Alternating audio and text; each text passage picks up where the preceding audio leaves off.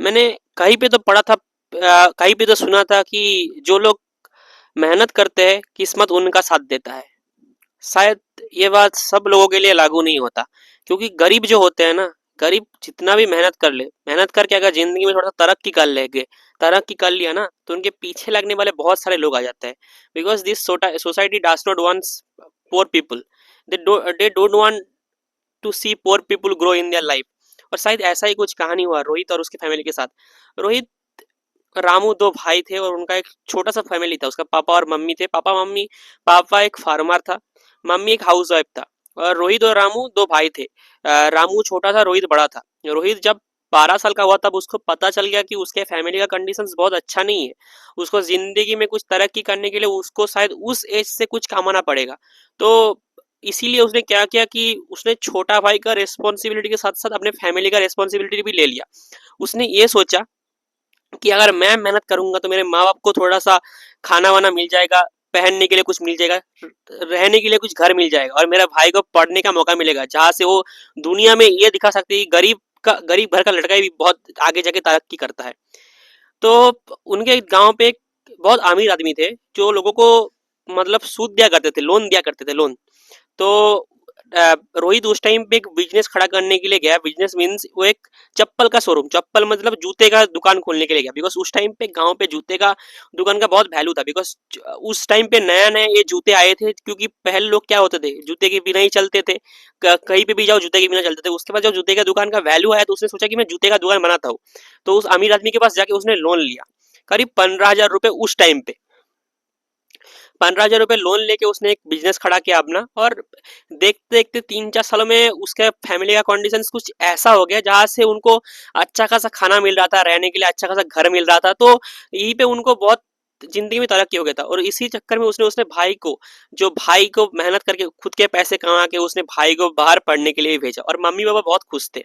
लेकिन अचानक जो आदमी से उसने लोन लिया था वो आदमी उसके ऊपर दबाव देने चालू किया। बिकॉज 2 साल 3 साल तक उसने पैसा रिटर्न नहीं किया था, और वो लोन का अमाउंट सूद के अनुसार बढ़ता ही जा रहा था। तो उसने उस बड़े आदमी ने इनके ऊपर प्रेशर डालना शुरू किया। बिकॉज गांव वाले ये फैलाने लगे कि वो जो रोहित का फैमिली है ना बहुत आगे जा रहा है, वो बहुत अमीर बनते जा रहा है। तो गांव वाले किसी का तरक्की मानते नहीं थे, क्योंकि बहुत गांव में ही बहुत ईर्षा था, लोगों में बहुत जेलासी था। सब एक दूसरे से जलते थे, कोई तरक्की कर ले तो उससे जलते थे। तो रोहित का फैमिली के साथ कुछ ऐसा किया गया। रोहित का फैमिली के पास अब पैसे मांगने आए थे वो जमींदार जो जिसके पास से पैसे लिया था। तो उसने बोला कि तुम 15,000 लिए थे, उसका 3 गुना, 3 साल का हर साल का तुम 3 गुना दोगे, मतलब एक एक साल का उसको, मतलब 15,000 का 3 गुना समझ लो 45,000 उसको देना पड़ेगा। तो उस टाइम पे उतना पैसा उनके पास नहीं था। तो उस जमींदार उसके लोगों ने क्या किया, पूरा फैमिली को पूरा फैमिली को उस घर से निकाल दिया। उनके पास रहने के लिए जगह नहीं था। उसका जो दुकान था वो हड़प लिया था उस जमींदार ने।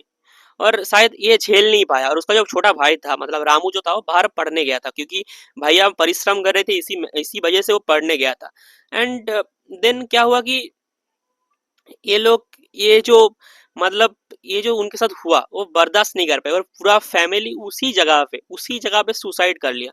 अब ये सुनने में आपको थोड़ा सा मतलब खराब लग रहा होगा, सोचोगे कि ऐसा क्यों हुआ। बिकॉज देखो, दबाव ऐसा चीज होता है ना, किसी से आप उधार ले लो, अभी के टाइम पे देख लो, किसी से उधार लो, शायद वो बैंक से भी लो। अब अगर आप टाइम पे दे नहीं पाओगे ना, आपके ऊपर इतना प्रेशर आएगा, आपको लगेगा कि इससे अच्छा तो मैं मर जाऊं। इसीलिए LIC एजेंट, ये जो पॉलिसी इंश्योरेंस वगैरह है ना, ये इतना तरक्की कर चुके हैं। तो वो फैमिली मर चुका था। रामू जब बाहर से आया, उसके फैमिली के मरने के संदेश पे जब आया, वो देखा तो गांव वालों ने ये बोला कि तेरे फैमिली के तीनों आदमी सुसाइड कर लिए थे। लेकिन एक्चुअली क्या ये सुसाइड था? एक्चुअली ये सुसाइड नहीं था। शायद गरीब मर के भी उसका आत्मा को शांति नहीं मिलता। कसम से गरीब मर के भी अपने आत्मा को शांति नहीं दे पाता। तो उस जो जगह पे जमींदार ने हड़प कर लिया ना, उस तीनों फैमिली के जो मेंबर्स थे ना, सबको लगता था, गांव वालों को लगता था कि उनका आत्मा वहीं पे भटक रहा है।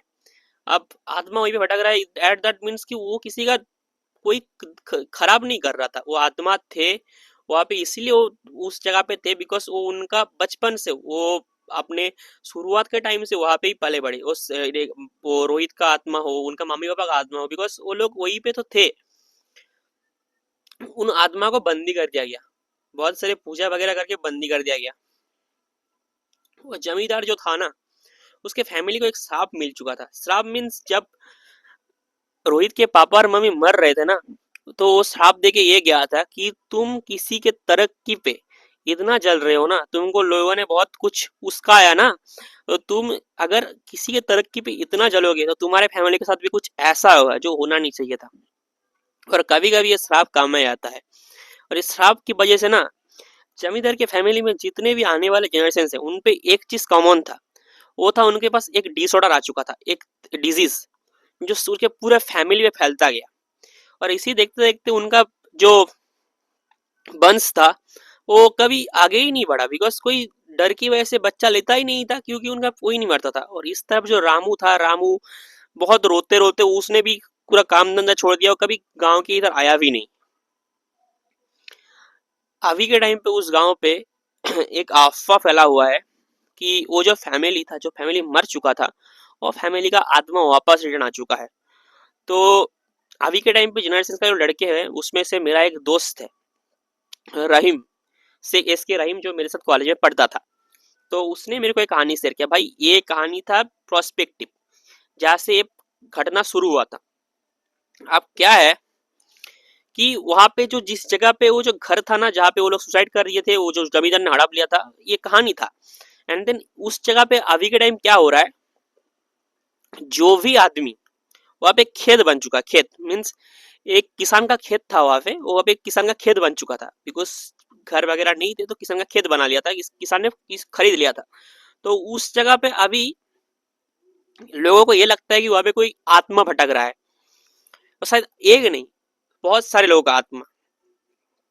तो ये विचार करने के लिए उस गांव का एक बहुत जाना माना व्यक्ति था जो इन चीजों को मानता नहीं था।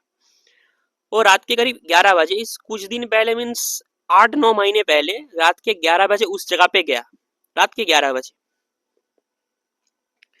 उसके साथ कोई नहीं था, रात के 11 बजे गया। तो वो ये प्रूव करना चाहता था लोगों को कि कोई आत्मा वगैरह नहीं होता। और actually it was right, because जो इंसिडेंट उस फैमिली के साथ हुआ था, मतलब वो जो मर चुके थे, वो लोग तो जमींदार का फैमिली को श्राप दे दिया था, तो जमींदार का फैमिली भी तो सॉरी आगे नहीं बढ़ा था। लेकिन शायद कभी कभी आत्मा रिटर्न आते हैं, इसलिए आते हैं शायद उस सोसाइटी में, उस जगह पे कुछ ऐसा हो रहा है जो शायद जो अच्छा आत्मा होता है ना, वो शायद वो सहन नहीं कर सकते थे। कुछ ऐसा उस गांव में चल रहा था जिसकी वजह से वो आत्मा फिर से रिटर्न आया। And then when that person went to that place at night 11 PM, वो जब रात के 11 बजे गए, he realized there was some paranormal activities, मतलब वहां पे कुछ ऐसा था जो महसूस कर सकते थे। तो वो बहुत डर गया। वो आके अपने गांव वालों को बोला, अरे अरे वहां पे सच में कुछ है, उस वहां पे सच में कुछ है। तो गांव वालों को लगा कि वो जो पुराने वाले किसान का, उसका रोहित का आत्मा सब रिटर्न आ चुका है। तो गांव वालों ने उसको विचार करने के लिए एक दिन, एक रात को एक साधु को बुलाया। साधु मीन्स एक तांत्रिक, जो तंत्र विद्या में एक्सपर्ट है, एस्ट्रोलॉजर्स। एंड उसके साथ साथ बहुत ऐसे लोग थे जो इन सब मामलों में बहुत ही एक्सपर्ट लोग थे। उनको लेके वो उस जगह पे गए। उस जगह का परिक्रमा किया गया। वास्तु विचार, वास्तु मीन्स किसी का घर बनाने से पहले ना एक वास्तु मानना पड़ता है, मापना पड़ता है कि ये जगह सही है कि नहीं, बिकॉज ऐसे तो मानना पड़ेगा। शायद शहर वाले कम मानते हैं, गांव वाले ज्यादा मानते हैं। तो जब उस जगह पे विचार किया गया, तो जो जहाँ पे खेत था वहां पे दिखा गया कि वहां पे 3 लोगों का अतृप्त आत्मा घूम रहा है। और ये तो किसी का खून के प्यासा है, क्योंकि वो जो एस्ट्रोलॉजर था उन्होंने बोला कि ये ऐसे नहीं जाएंगे, ये किसी के खून के प्यासे है। किसके खून के प्यासे है? अब उस जो जमींदार फैमिली था उसमें लास्ट एक वंशज था, एक बच्चा, इसका एक फैमिली, जो जिसको ये श्राप नहीं लगा था। वो क्यों नहीं लगा था किसी को पता नहीं था। अब उस फैमिली, जब तक उस फैमिली का कोई निर्वंश नहीं हो जाता, मतलब उसका फैमिली का कोई अगर बचा नहीं रहता, तब तक ये आत्मा शांत नहीं मिलेगा। ये ऐसा उस एस्ट्रोलॉजर ने बताया।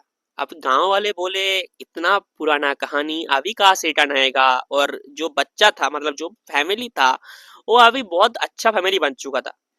बट देन मैं पहले ही बताता कि हमारे पूर्वज जो कुकर्म करते हैं उसका जो खामियाजा कभी कभी हमें भुगतना पड़ता है। बिकॉज होता है ऐसा, आप मानो या ना मानो. It's, if you believe in science, science will say something else, but in my opinion, I am a middle class boy, I am a village boy, I am a boy who believes on those kind of things. मैं उस उन चीजों में believe करता हूँ. और कुछ ऐसा ही हुआ. उस फैमिली का जो लास्ट वंशज था ना,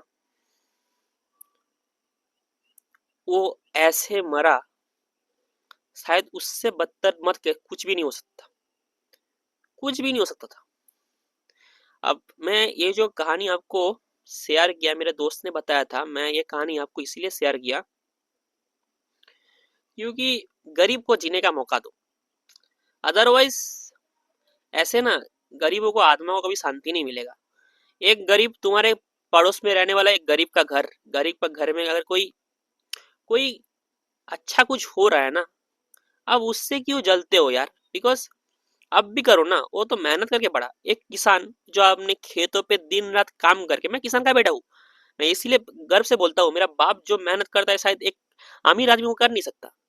मैं ये जो अभी बैठ के लेक्चर दे रहा हूँ, मेरे पास जो माइक है, मेरे पास जो मोबाइल फोन है, सब मेरे पापा की वजह से. He had worked hard. उन्होंने मेहनत किया. हमारे पास घर नहीं है, ये नहीं है, वो नहीं है, लेकिन मेहनत किया. तो मेहनत करेंगे तभी तो आगे बढ़ेंगे ना. मेहनत किया तभी. अब जब अगर आप मेहनत करने वाले से जल के, उसके फैमिली के ऊपर जल के कुछ ऐसा करोगे एज सोसाइटी, कुछ ऐसा करोगे, सोसाइटी कभी जीने नहीं देता ना गरीबों को. कुछ ऐसा करोगे जहां से उस फैमिली के साथ, सोचो उस फैमिली के साथ क्या हुआ होगा जब सोसाइटी ने उनको ऐसे ऐसे किया था उनके साथ, क्योंकि उनका तरक्की हो रहा था तो जमींदार को जाकर कंप्लेंट किया, तुम्हारा लोन शोध नहीं किया, ये नहीं किया. उस फैमिली को मरना पड़ा, मरने के लिए मंजूर किया गया, बिकॉज उनको तो ऐसे ही वो किया था ना. उस फैमिली का आत्मा को कैसे शांति मिलेगा? उस फैमिली का आत्मा को शांति नहीं मिला, उस जमींदार का फैमिली के साथ उसका दुश्मनी हो चुका था. लेकिन ये सोचो रामू का क्या होगा, रामू का क्या हुआ होगा, रामू का क्या हुआ होगा, किसी को पता ही नहीं था कभी. उस गांव में कभी किसी को पता ही नहीं कि रामू का क्या हुआ. मेरे हिसाब से जो आत्मा, लास्ट आत्मा था ना वहाँ पे, जो बहुत सारे आत्मा थे, मेरे हिसाब से रामू भी वहां पे आके सुसाइड कर लिया था. और उसी का आत्मा इन लोगों को ना इतना परेशान कर रहा था. बहुत सारे गांव वाले का रात में घर से निकाल नहीं पाते थे.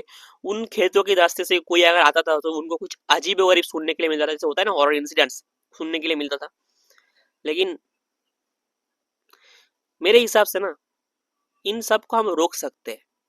हक हमारा मेंटालिटी सही हो जाए ना, हम as human beings we have to love each other. अब ये मैं ज्ञान इसीलिए दे रहा हूँ because I felt that pen.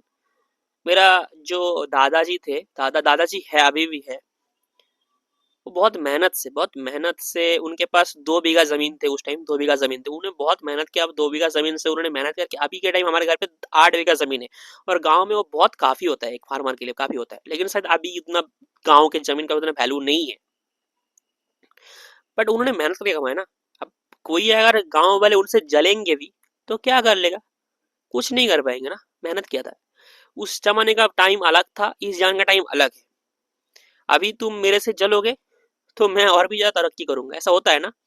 That's the basic thing. तो उस फैमिली के साथ जो हुआ वो कभी अच्छा नहीं था सर, इसीलिए उनके आत्मा को कभी शांति नहीं मिलेगा. अभी भी उनके रूह भटकता रहता है वहां पे. कसम से आप उस जगह पे जाओगे, खिदिरपुर में जाओगे, तो वहां पे उस जगह पे अभी भी उस खेत में जहाँ पे फसल नहीं उगता, उस जगह पे किसी ना किसी को कोई ना कोई वो इंसिडेंट होता रहता है. जो मैंने पहले जो स्टोरी शेयर किया आप लोगों से, it is on that best, मतलब जो गांव वाले मानते हैं और एक्चुअली शायद ऐसा ही था. और मेरे हिसाब से जो रामू था ना, जो बच गया था, मेरे हिसाब से रामू भी सुसाइड ही किया था वहां पे. और रहीम को मैं इसीलिए धन्यवाद बोल देना चाहूंगा बिकॉज वो लड़का ना, मतलब मैं उसका दोस्त हूँ. He is just like me, he is an passionate boy. He wants that इस सोसाइटी, मतलब उसका सोसाइटी में कुछ ऐसा ना हो जो कुछ अच्छा हो, खराब ना हो. मैंने जो ये ज्ञान का भंडार सुना है आप लोगों को, मैं ये दिल से बोला, ये कहानी मैंने अपने दोस्त से सुना, दिल से बोला मैंने ये कहानी. ये मैं सीरियसली बोलता हूँ, ये इतना हॉरर नहीं है, ये हॉरर इंसिडेंट नहीं है. It is a real story. ये हर एक सोसाइटी का कहानी है. शायद होता है किसी की सोसाइटी में, शायद अननोटिस जाता है, और जिसका नतीजा कुछ ऐसा भयंकर रूप ले देता है जो आप सोच भी नहीं सकते. And it is because of us. because we can't take others' success positively. We always think that if his family or if he succeeded, then let's do some negative to him. उसके साथ कुछ खराब करते हैं. It is not good. नमस्ते, जय श्री राम. आप लोगों को बहुत बहुत शुक्रिया. मेरा चैनल पे मैंने पिछले 3 सालों में यूट्यूब पे वीडियो बनाना स्टार्ट किया. मेरे इस चैनल पे पहली बार ऐसा हुआ कि मेरा थंबनेल हो, मेरा एडिटिंग कुछ क्वालिटी अच्छा नहीं है. देन उसके बावजूद भी मेरे व्यूज वीडियो पे अभी व्यूज आ रहे हैं एंड द व्यूज शायद बहुत कम अमाउंट का, मेरे को बहुत अच्छा लगता है. इसीलिए मैं ना ये दोस्तों से जाके ये मेहनत करके वो करता हूँ. तो ये कहानी आज के लिए यहाँ पे खत्म करता हूँ. एंड मेरे पास कल एक कहानी है हिरोशिमा और नागासाकी का. हिरोशिमा नागासाकी, अगर आप लोग यहाँ तक वीडियो में बने हो, हिरोशिमा नागासाकी की जो कहानी है ना, वो मैंने चैट जीपीटी से पढ़ा, कोरा से पढ़ा, हिंदुस्तान टाइम्स से पढ़ा और अच्छे बहुत सारे मैगजीन्स वगैरह पढ़े. उसके बाद मेरे को कहानी पता चला, हॉरर इंसिडेंट. मैं कल शेयर करने की कोशिश करूंगा जितना मेरे से आता है.